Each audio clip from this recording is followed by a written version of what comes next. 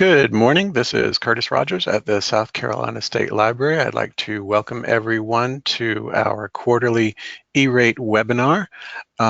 If you have any questions, we do have a question box on the right-hand side in your GoToWebinar toolbar, and you can ask a question at any time, and I will be monitoring those questions for our presenter, Andrew Epting. Just want to go ahead and mention about the South Carolina State Library. If you don't have a state library card, you can certainly get one. Just click on Programs and Services, and over here you'll see Get a Library Card. Just click on that and fill out the form, and we will actually send you a library card. Also, if you check out the events, we have a number of different events here at the State Library. We have different exhibits, and you can see here today is the quarterly E-rate virtual meeting. So if you're interested in other things that are going on, certainly feel free to check out our events listing. I'm going to go ahead and go back to our start screen, and I will go ahead and turn it over to Andrew Epting. So here is his presentation. There you go.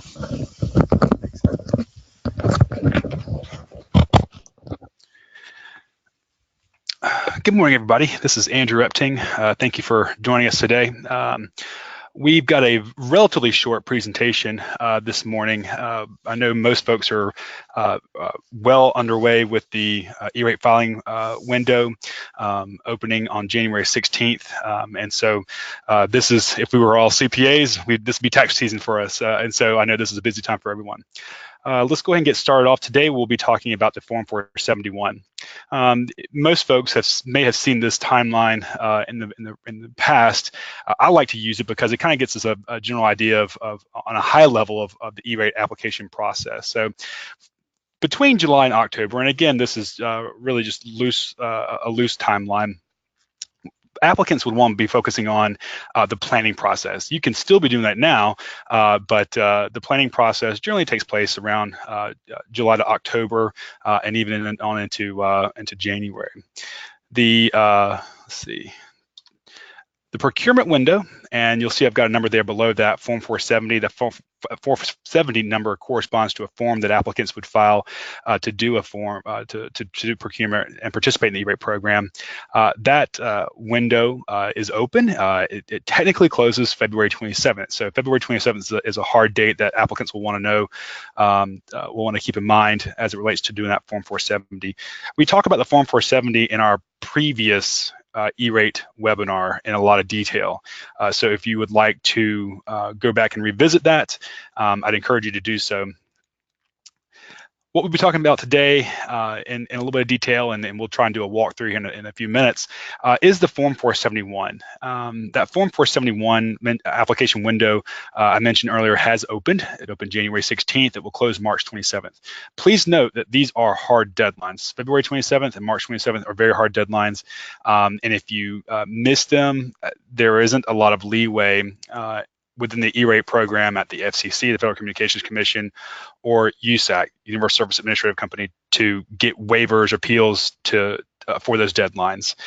So just want to really drive home that the 27th of February and March are hard deadlines. Okay. So I mentioned earlier, you could be in the planning stage, you could be in the procurement stage already, or you could have already started, putting together your applications. So you're kind of in this period of time between the procurement phase, the application phase. You might still be in the planning phase, and that's okay. Bottom line is this is kind of meant to give you a very high level understanding of what happens when. So let's look at this in a little more detail. I've got a listing here. This is really step-by-step instructions as to get you from the planning phase to certifying a Form 471. So step one there, draft a shopping list, get a sense as to what you need for the upcoming E-rate funding year. And I should mention that E-rate funding year is July 1st, 2019, and it ends June 30th of 2020. So it runs a fiscal year. So get together that shopping list of things that you're going to need from an IT perspective. Get that list together, and then weed out the ineligible things. We also talk about eligible services on our previous webinar, so consult that one as well. The E-Rate eligible services list is posted on the E-Rate website, and we can go look at that here in a few minutes. I'd also advise everyone to consult the Category 2 budget lookup tool. That is where we will locate how much Category 2 funding an applicant has. Number 3, determine if the products and services can be procured from either a state term contract, state master contract, or if you need to file a Form 470. We don't go into a lot about the Form 470 today, only from the simple fact that, based on how you do that, you may have to do a Form 470 or you may not. Again, consult the prior webinar for that information.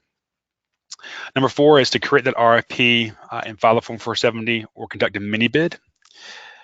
Step 5 is to award a contract to a vendor and then create a contract record in Epic. Epic, for those who are new to the E-Rate program, Epic is the E-Rate Productivity Center, EPC. And we'll hop in there and look at that in a little bit.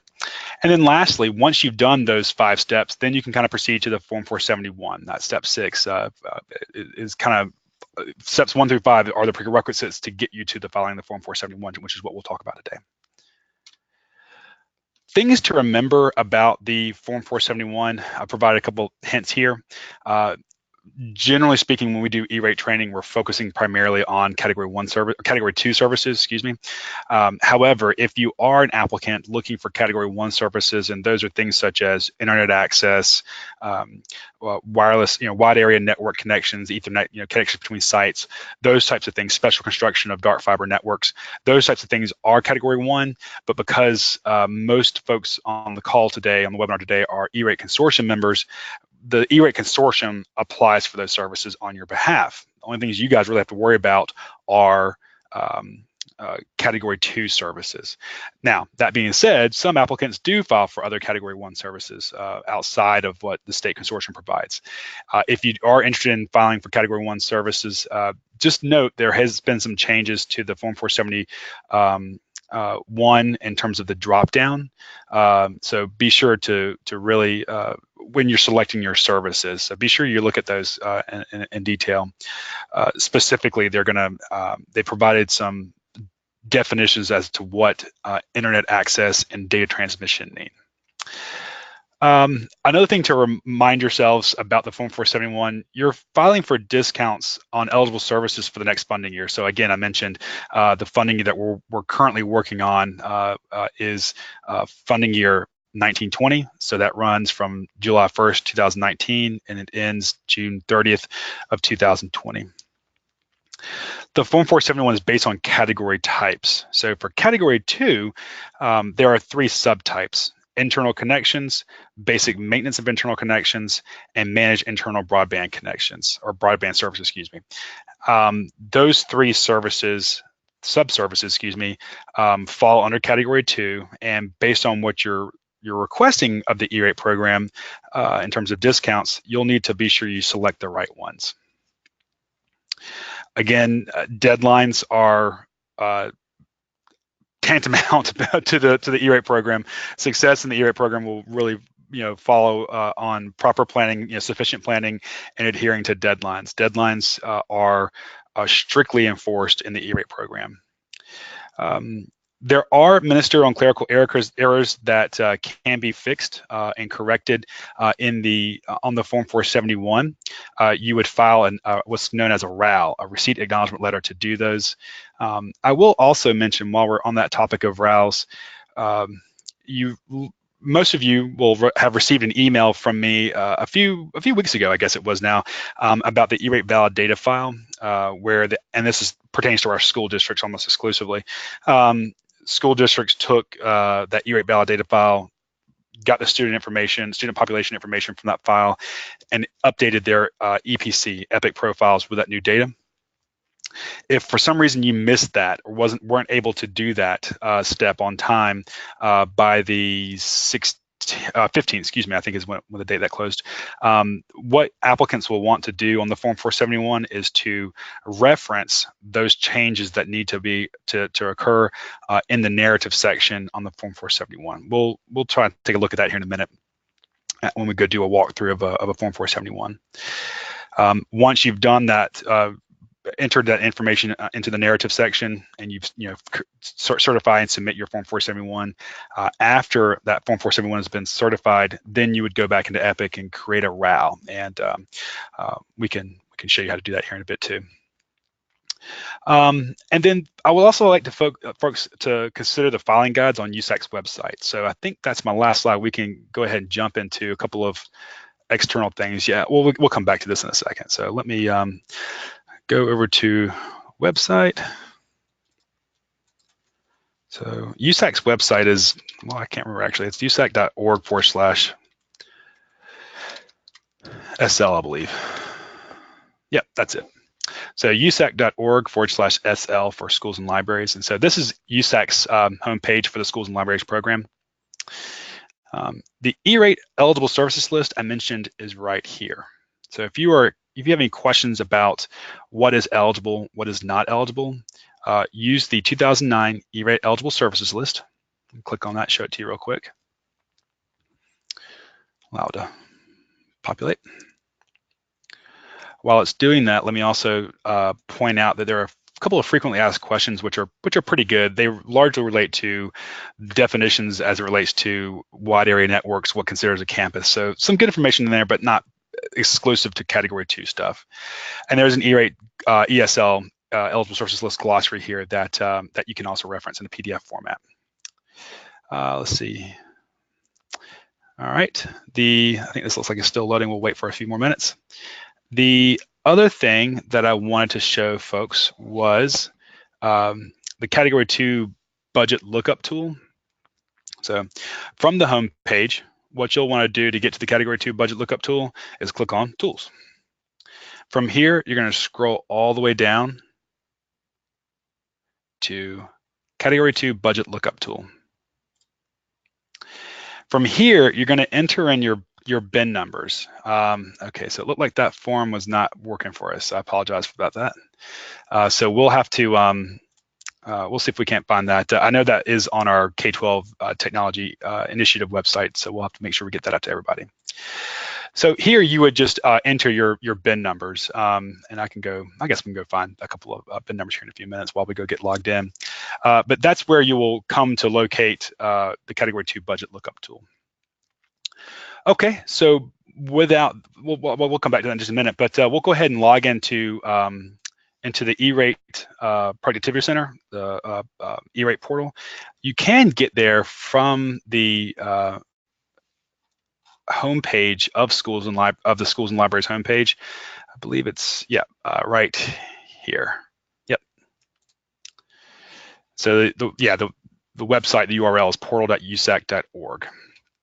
And so if you're a first-time user, click on Agree, and you'll want to call Client Services Bureau to get an account. And if you're having issues with that, feel free to give me a call, and I can help with that.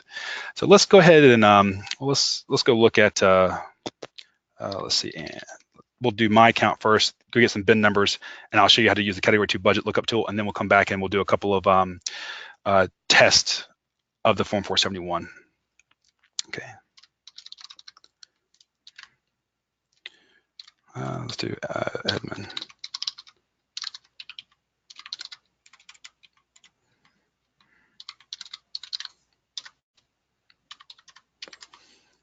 Oh.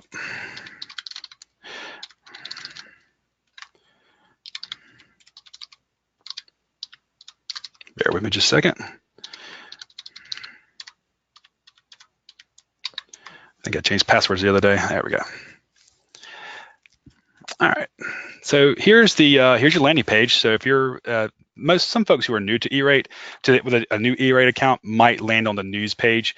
If you ever are here and you want to get to your landing page, a little helpful hint here is to click on the logo. Logo will always take you back to your landing page.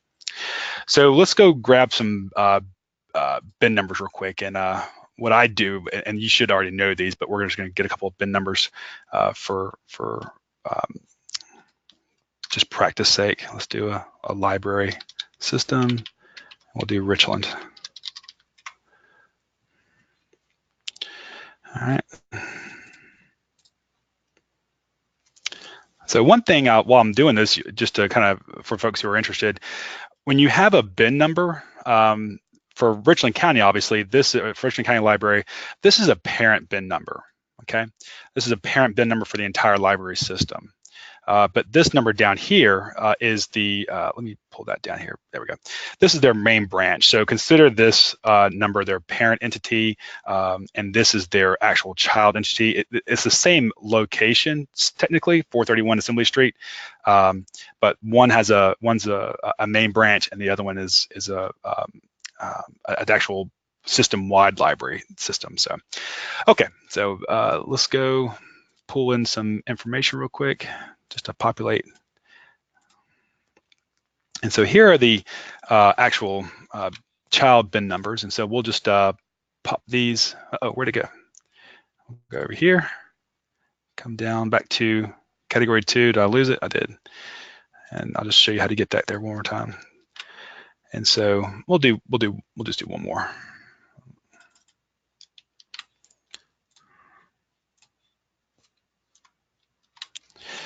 All right.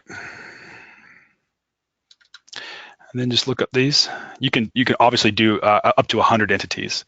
So once you get here, this is going to tell you what your category 2 budget amount is.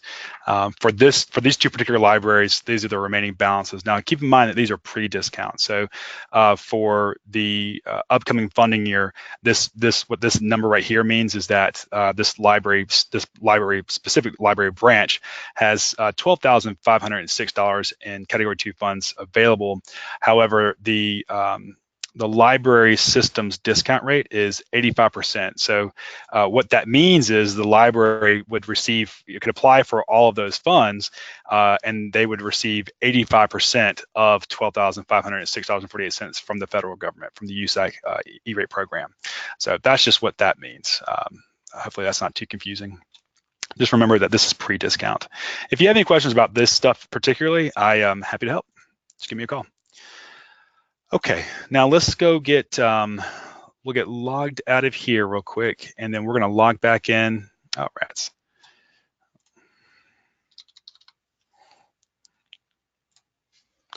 And we'll do a test, a walkthrough of the Form 471. It requires me to get logged in. So I'll have to sign out, log in with a user, a test user. So we'll do a school district, which is functionally the same thing as a library system or a charter school, but we'll do a school district because that's the first one I've got here. Just bear with me for a few minutes. I got to type in a whole bunch of numbers. 683. Applicants can also get access to this training site. There's a link on the website, the USAC website, that I'll show you how to get that, and you can request login information if you'd like it. Okay.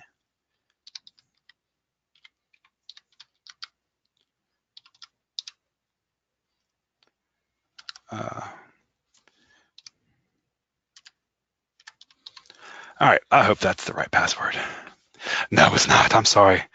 Give me one more second, guys. I apologize. I feel like Curtis is breathing down my back over here now. He's laughing at me. 10683 at .usac.org. That may have been when I messed up right there. And then USAC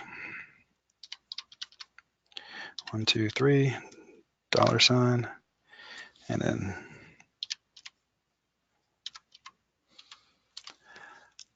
okay. Well, let's try a different one. I apologize about that, guys. I'm doing something wrong here.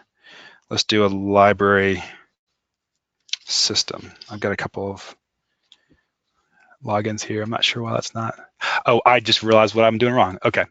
All right. Bear with me, guys. I apologize. I have, so I'm going to show you exactly where to get that login. I apologize. So USAC there we go. Let's do, okay, from the USAC website, from the homepage, what you're going to do, I should have done this earlier, trainings and outreach. From the homepage, go to trainings and outreach. and then you'll see here the EPC training site. That's where I should be, and you'll see here why I was getting confused. So from here, click on EPC training site. This is where you can complete this request form to get your own login credentials for your to access this training site. When you get that information, then you'll click on this link right here, training site, to access the test site. So here it is. It looks fundamentally the same thing. So you will notice there's that training right there above the logo, which is what tells you that's the right place. And this is why I was messing up, because it's not there. So this is the training site. Let's try the school district one more time. I apologize, guys. If you're familiar with the E-Rate program, which I know some of you folks are, nothing is simple, even the logins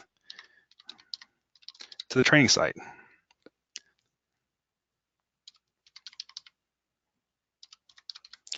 All right, and let's try it one more time.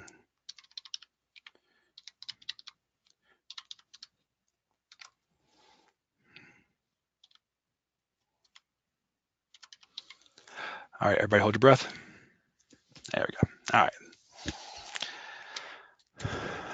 Okay, so here's the training site, and this, as you can see, looks very similar to the portal we were just in. This is for a school district, but if you're a library system, it's going to look very similar to this. You're going to have your entities listed here. I've got 4 entities listed here, and then and that's what we'll be working with today. So when you're for the folks who are at that early stage, you're still in planning stage.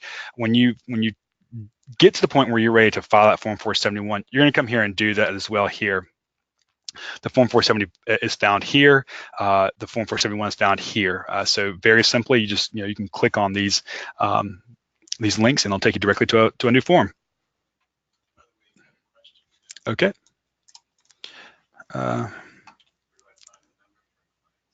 Okay. Yeah.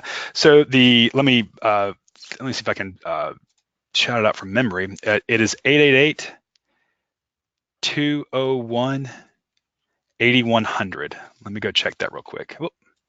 Pull that back down here.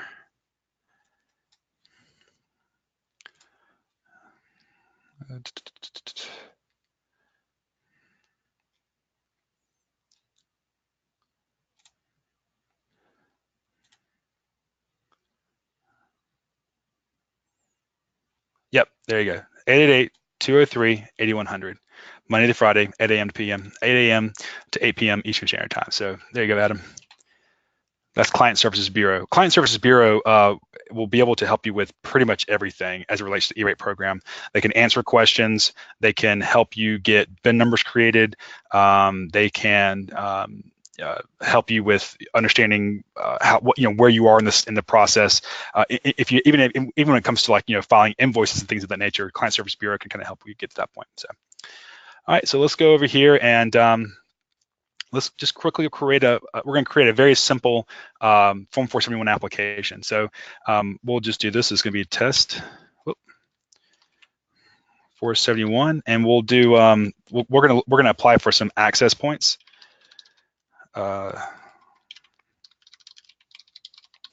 And we're going to do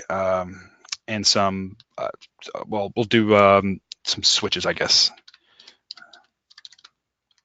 All right, this nickname could be anything that you would like it to be. So save, continue. If you are using EPC, your information will likely be in here. So you can click on yourself, search yourself, or you can mainly input your information here. I would highly recommend school districts and charter schools that are on the call today to enter in somebody else's information here, just in the event that if you are away during the summer break and a PIA reviewer, Program Integrity Assurance reviewer contacts you. So we'll save and continue. Again, we'll be talking about, when we do training, we're primarily exclusively talking about Category 2. So we click on this, save and continue. And then, yep, this is the school that district we want to work with, and that all looks good. This is essentially just saying, okay, make sure that all information here is correct. If you do ever get stuck with something, there are these little help, should be help links. I'll see if I can find another one here in a second. little helper text. Well, I think that's maybe because the training site is not 100% active. But anyway, okay, so here is the 3 schools within my district that I can apply for. It has the number of students here, the number of students who qualify for free and reduced lunch and all that stuff. So it's got all that information already logged in here. Okay. This is where it says I've got this is my category 2 discount. And if you wanted to, you could show the entities where it shows, okay, how many students that you have and how they came about doing that calculation. So save and continue. Right, so first we're going to add an FRN. An FRN is a funding request number, and think of it as like a line item in a budget. So we'll do access points. This question here is asking if this is a continuation of an FRN from a previous funding year. Some folks have things that they apply for on an annual basis, and access points might not be that, but service requests or service contracts, service agreements, like basic maintenance for internal connections. That's a third-party vendor that's going to maintain your network for you. Those types of things it's probably a good idea to have where you pull that in from prior years. But because we're doing a test, we're going to say no. And then we're going to do select one of the 3 subcategories here. So this is going to be the actual hardware for the access point. So we're going to select internal connections. If you wanted a maintenance agreement associated with your access points, then you would select you would do this funding request for the internal connections and for the basic maintenance of internal connections. If you had a third-party vendor that was going to manage your network for these types of equipment, this type of equipment, you would select that as well. So, but we're going to do internal connections. Generally, most folks are going to select a contract here. In some cases, you can select month to month, depending on the type of agreement, but for the most part, contract is what seems to be the prevailing usage. Okay, I'm going to minimize that. Okay, this is going to ask that you search for a contract. So let me back up a little bit here and go back to that slide where we had the listing. So you got your shopping list together. You've weeded out all the ineligible things that aren't eligible for E-rate, which leaves you with a list of only things that are E-rate eligible. You then went forward and decided, okay, well, I need to either file a Form 470 or I can use the state term contract for these types of things to procure these things. And so whatever decision you went about going, you followed that and you came to a point where you could award a contract to a vendor either through a state term contract or on your own Form 471. So you've awarded a contract to a vendor. What you would then do is go into Epic and then create a contract record. That contract record that you're creating is essentially a reproduction of the contract you have with a vendor. You're just keying it in the terms of that contract into Epic. And then this is where you would bring it in. So because the bin number is already listed there, we'll just sit here and do search and see what comes back. So here is a contract. I don't know if this is the exact contract we were looking for, but it is a contract that we can use here. So if we had keyed that in previously, then we could use that. So again, this is a contract that we create. It's predicated, it's based off of the contract that we executed with our vendors, okay? And it has all the information that pertains to this. We can put in a date in here of, let's say, next year. Oh, we'll do 6/30/2020, just make it easy, I think. All right. Okay, this is the narrative section. You got to put something. You can put something very simple. It says CRFP, but this is the section. If you needed to make any changes in the administrative window that didn't happen, here is where you can make them. So for Sandlapperville, which I believe this is the school that we're looking on, let's say, for example, elementary school, you can simply state total student population equals let's say, I can't remember what we had originally there, but let's just say it's 800. This is we're increasing the number of students at this school. You can input information that didn't make it into your Epic accounts when the administrative window closed. You can make those corrections here. So we'll do free and reduced population equals, let's just say, make it easy math, 500 or something like that. You could also say associate, this is another example. So associate bin number 1, 2, 3, 4, 5, 6, 7 to SC E-rate. So we have a couple of applicants who are kind of come to us late, say, hey, we want to get services through the E-rate consortium. They're not associated to us. If you have a new location on your library system, a new branch or a new school, they're not associated to your school district, your parent entity. You can make that correction here, and you would just provide the bin number 14704. Whatever it happens to be. So put something. You gotta have something there. This is an example of where if you didn't make a change during the administrative window, you can make that here. Once you click and save and you go through the process of certifying this Form 471, then you would file a RAL, and we'll probably talk about that maybe on our next call. Okay. This is your funding request. So we're going to go in here, and you might want to just go ahead and click on add FRN, but I will ask you to just pause for a second. Click on here, and then we're going to add in a line item to this FRN. So add new FRN line item, and this is where we're going to provide a little more specific information about this particular piece of equipment. So this is going to be an access point, which is generally considered wireless data distribution. And then there you go. You're just clicking. You're just really clicking and selecting options here. So this is an option here. Again, if you have installation included in the price, click it. If not, no big deal. You got it. If we have a vendor, you should have a vendor selected by now. A make and model. I don't know which TS 1600 or whatever, I don't know. You can also select if it's a lease or non-purchase agreement. If you're purchasing it, you're gonna select no. You're purchasing that. You're actually purchasing this hardware. If you're leasing it and it's a non-purchase agreement, you could put that there as well. Okay. And then here's where you put your cost. For an access point, generally you're not going to have any recurring cost. If you do not have any monthly recurring cost, go ahead and put zeros in these columns. Select a value just because it messes up the calculation when you don't do that. It's going to tell you to put something in there. For your one-time cost, that's going to be the cost for this particular access point. We'll just put in $500. If you've got anything such as administrative fees, if you're purchasing off state term contract, you might have those. It can range between 2% and 10%. So it just depends on what it is. So we'll put just $5. $5. Okay, and this will be a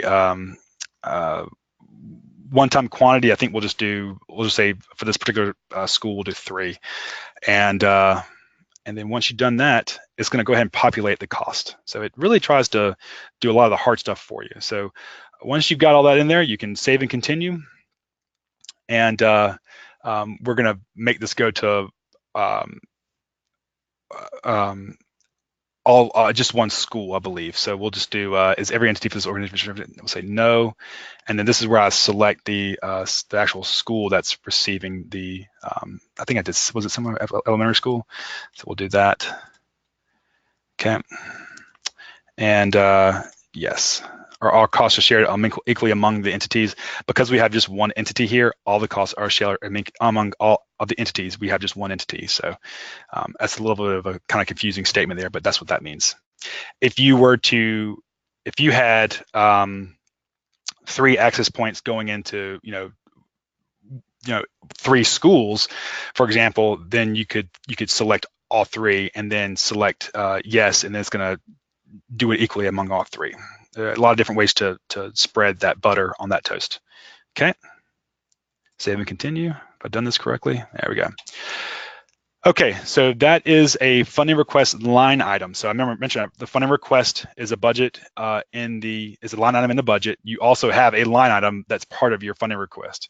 You can hit continue, and then you can actually go in there and add a new FRN line item. You could do that for things such as taxes or other surcharges. If you have license fees in there, things of that nature, you can add those in there if they're in addition to the cost. So we're not going to get into that today, just given the time, but that is an opportunity where you can go back and add those. Let's go, and we're going to create an FRN for the switches. So it's going to be the very same thing. So we'll just put switches. I can't remember what the other acronym was, but other nickname was, but we'll just do it that way. We'll hit no because it's not a funding request from a previous year, and then we're going to hit internal connections. Again, you have the options to select basic maintenance, manage internal broadband services here, but because this is actual hardware, we're going to select internal connections. Okay, this is based on a contract, and let's go select that contract. Because our BIN number is already in there, we can just hit search, and it's going to pull all the contracts associated with our BIN number. We'll select this one, looks good, and I think I said 6/30/2020, is that right? And then continue. So here is your, again, narrative. So if you want to change the information here that wasn't done in the admin window, this is where you'll do it. So you could also say see RFP.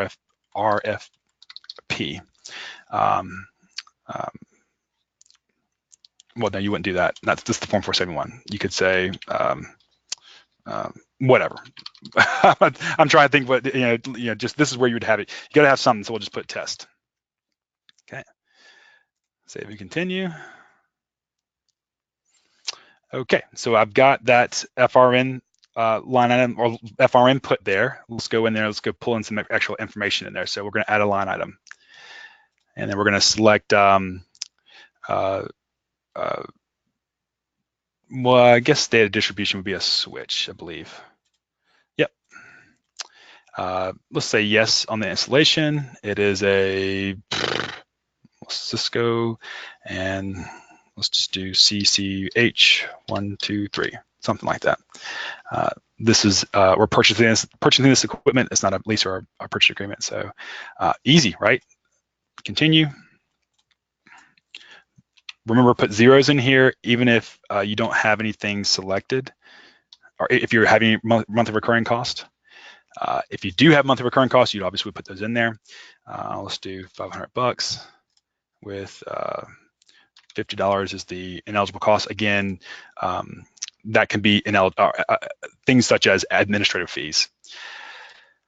One-time quantity, we'll do just one switch, and there you go. It's going to populate all information for you. Save and continue. Okay, and this is going to go in at the district office, I believe. So we'll hit that, hit add, bring it down here, hit well, no, don't hit that. I'm gonna hit yes, because all the cost of $450 is shared equally among all the entities, just the selected entities. It should say all these selected entities. So save continue, and there you go. It's pretty good. Okay, we don't need to add anything else to this, but you could if you needed to. Just add a new FRN line item there. Continue. We don't need to add anything here. We've got our switches and our access points. We got our cost in here, and so we're set. We can go to review the Form 471. It's going to create this. What it's telling you here is it's going to create a PDF of your draft form. It's going to, based on the user rights of your organization, it could be sent to someone who has the full rights administrative ability to review and approve and certify these forms. But let's see, it should automatically populate here in the task. Let's see, I don't think it's there yet. It takes it a few minutes, but while we're doing that, I can check to see if there are any other questions. You can enter questions in the chat box based in the frame here, or you could also, oh, there we go. Let's see, because of our attendance, I can unmute folks. Let's see. If you have a microphone, there we go. It looks like somebody's, okay. You can unmute yourself out if you want to. Oh, okay, all right. So if anybody's any questions, feel free to go ahead and go and ask away. I think Michael had some feedback. Yeah. Let's see. Can we get these? We'll do these people down here. Oh. Yep. Okay. Okay. So if anybody's any questions, feel free to ask away. All right, Michael, I'm gonna mute you there for everybody. Okay, so here is your PDF. All right, and you can go click on that PDF by just clicking on that draft right there. It's gonna pull up a PDF, and you can review it, make sure everything's right there. We'll take a look at it real quick. Yep, so it'll say draft. This is not a certified version, so once you've gotten this step, you're not done yet. Here's your application number. You see it's got a 19 number there. That means it's a funding year 19 application. It's in a draft form, so it hasn't been certified yet, but it's got all of your information here. This is essentially all the information that we just put in there. Our contracts, the associated award information with that contract, our narrative that we have there, and then here's the pricing information. So everything's there. Everything looks good. So we can click out of that, and then we can click this box, let you know that the information PDF is correct, and then continue to certification. And then you can select the appropriate certification. So. And then once you've done that, I thought they were going to take these questions away, but it looks like they're still here. So you can select, I think no in both cases, yeah. Okay, all right, and then select, I believe, all of these boxes here, but be sure to read them all. These are the legal terms and conditions. Because given for time, I know we don't we don't have to go through each one. Yep. Okay, but yeah, I think all of them are supposed to be checked.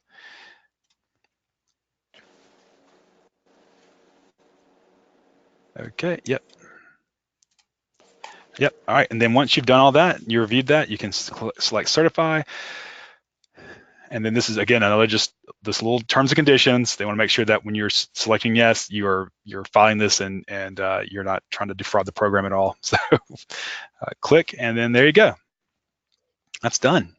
So that's a Form 471 has been filed, and then you should be able to go in a day or so over here and see it. This is how you can go look at it. Oh, it's already there. Yep. So this is our application number, Form 471 test, and this is the certified date. So you click on here, and it takes you to the information. There's an original version, and then there's a current version. Original version is what it was as when you submitted it. If you come over here and you see a current version, that means that the Form 471 was changed a little bit to reflect a PIA review. So that's what that means. Okay, that's that. We talked about, I'm just kind of review real quick. We talked about, let's see if we can go to the last. Yeah, remember the deadline to get the Form 470 submitted is February 27th. Form 471, the application portion, that's due March 27th. Okay. Be sure when you're selecting your Category 2 service subtypes, you're selecting the right ones. You can make those ministerial clerical errors reflected in the narrative section. You can change those, make those corrections in the narrative section. You'll file a RAL afterwards, and we'll do a webinar later in April at that point in time. And then let me just go show you real quick where you can get to USAC's guidance on this stuff. So let's clean this up a little bit. Oh, I just had it right there. So we'll come over here. Remember, it's usac.org/SL. From the home page, come over here to trainings and outreach. And then I go to online learning library. And here are some pretty decent videos that they produced. Here are 6 videos all about the Form 471. Okay. And I like how they've broken it down to little 6 to 5 minute, or 5 to 6 minute little chunks here. Okay. So these are good. These may require you to log in, register. It'll look like a webinar, but it's really just a recording. So just something to be aware of. And then there is one on the Form 470 for folks who missed our session last time. This is another good one that's going to have a lot of good information about how to go about, do your procurement, and then filing the Form 470. So, okay, that's the presentation for today. We'll go here, and like I said, I've got a couple of I've got a couple of trainings coming up for E-rate orientations. February 1st, we've got school districts in my office. On February 15th, it's for libraries. E-rate orientation is something we started up late last year, and what that is, it's for folks who are new to either their organization, their school or library they're at, or folks who are new to E-rate altogether. We host these periodically where folks can we meet in my office, and we have customized training documents for you. We go through it step by step, very slow process to kind of get you guys onboarded. Again, it's open to anybody who would like to participate, obviously, but for folks, it's kind of geared towards folks who are new to E-rate in their organization or new to E-rate altogether. We'll be in Florence next Wednesday at the Drs. Bruce and Lee Library there in Florence, South Carolina, doing our E-rate applicant training. It'll be half day, so it starts at 1, I believe, and then we'll go to 4:30, and we'll really do the whole process. We'll do the everything from the planning phase to the Form 471 phase, but we'll do it a little more slower pace. And then our next webinar is April 30th. So with that, we have a few minutes to answer any questions. Folks, feel free to unmute yourselves and Andrew. Yes, sir. On the February 15th meeting, what steps should I have done before then? I mean, I already know what I'm getting. We're going to do the mini bid process, so there's not a Form 470. I was planning on going ahead and getting a username and password from USAC. Anything else I need to have done before that meeting, before the 15th, or could I wait till that meeting to go on with the other stuff? Yeah, you can. Yeah, you can go ahead and get your. You can go ahead and get your. You're talking about your EPC login. Yeah. You can do that anytime. Yeah, that's a good idea to go ahead and get that done. That way you can log into EPC, Epic, get familiarize yourself with that portal. To get that user login, if your admin, your administrative user, administrative rights user should be able to create an account for you. If that person is no longer with your organization, then you'd be able to call Client Service Bureau. They'll be able to get you set up with it. Yeah. Okay. Do you know? I mean, I don't know who. I guess our former director was the admin. We've never done Category 2 before. We've never really done. Is this Adam? Yeah, it is. Okay. All right. Perfect. All right. Well, I think we can go check real quick.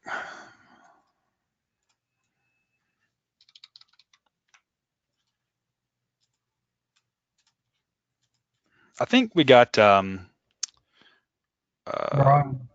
Yeah, Brian, what's the last name? Morrison? Yeah. Morrison. Yeah. Let's go check real quick.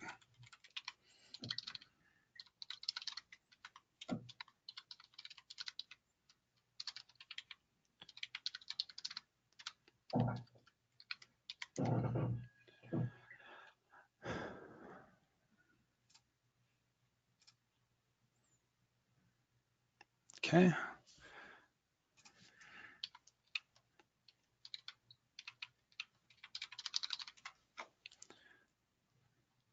So there's your BIN number. When you call Client Services Bureau, you're going to want to give them that number right there. Let's open a new tab. Helpful hint, I find that it's a lot easier to navigate. Okay, so Allison Anderson is still listed in there. So Adam, it'd probably be a good idea to get her account deactivated, get yours and Brian's in there. And so what I would do is just give Client Service Bureau a call, unless Allison gave Brian or you her account login information for EPC. Okay, well, we would still have access to her email, so we could reset it that way. You could reset it that way. So you would go about doing that. Yeah, I saw where it had the forgot password. Yep, exactly. So, yep, good question. Okay, thank you. Any other questions? Clarice, feel free to go ahead. Well, I took it down. Clarice, you might be, no, you're unmuted.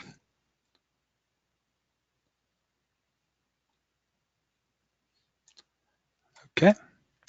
All right. Well, this webinar will be recorded. It has been recorded, and we will put it on the K-12 website. I will send it in an email to everyone in our February newsletter, just so everybody has a copy of this. Okay. If there are any other further questions, we will go ahead and call it a day. All right. Thank you, everyone, for participating. We appreciate it.